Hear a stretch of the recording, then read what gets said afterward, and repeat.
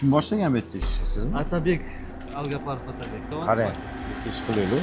Rivoji uchun maqsad qo'shilgan. Oling. Rahmatli tadbirkorimiz Jon akaga hadyamizni olib keldik. Jon aka bu tabiiy terdan tayyorlangan joynamoz, Soiz naturalning ot buqacha terlardan tayyorlangan bo'ladi. Ana bitta ko'ringlar. Voy voy. Ana tarixiy-ku, o'xshash. Dahshat voy. Bu 100% qo'lda tayyorlanadi. Eng afzalligi yagona musiqa. Voy maşallah. Qaranglar.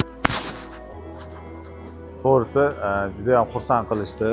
Mana va juda ham baxtiyor qildingiz. Rahmat. Как shunaqa namoz kerak bo'lyapti menga. Juda xursand qildingiz. Rahmat.